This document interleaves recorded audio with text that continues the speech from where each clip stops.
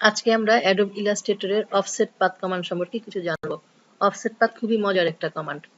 Offset path কি কাজ করে সেটা আমাদের আগে জানতে হবে। অফসেট পাথ হচ্ছে আসলে কোনো একটা অবজেক্টের, সেটা শেপ বা পাথ যেটাই হোক, চারিদিকে সমান দূরত্ব রেখে আরেকটা নতুন অবজেক্ট তৈরি করা। সেটা মূল অবজেক্টের চেয়ে ছোট হতে পারে অথবা বড়ও হতে পারে। দূরত্বটা সমান রাখাই হচ্ছে এটার মূল কাজ।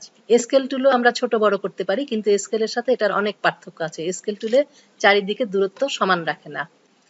আমরা যখন ভিজিটিং কার্ড, পোস্টার, ব্যানার এগুলি তৈরি করি, তখন তার চারিদিকে সমান দূরত্বের আরেকটা অবজেক্ট তৈরি করার দরকার লাগে।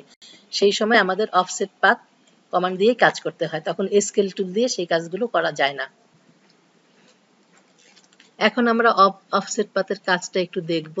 এই জন্য আমি একটা অবজেক্ট ড্রয়িং করে নিলাম। এটাকে আমি 3টা কপি করব। অফসেট পাথ 3 ভাবে কাজ করে।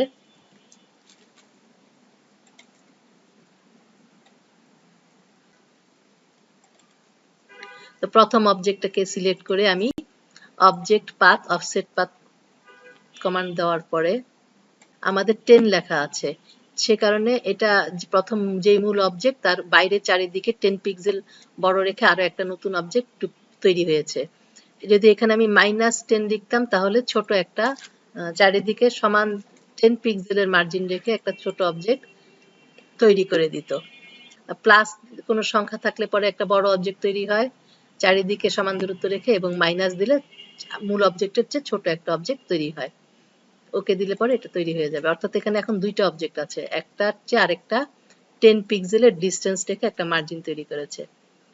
এটা হচ্ছে আমাদের এক রকমের, এটাকে বলে মিটার। এরপর আমি দ্বিতীয় অবজেক্টটা সিলেক্ট করলাম, অবজেক্ট পাথ অফসেট পাথ। এখন এখানে -10 পিক্সেল অর্থাৎ ভেতরে আছে, এটাকে আমি +10 করে দিলাম।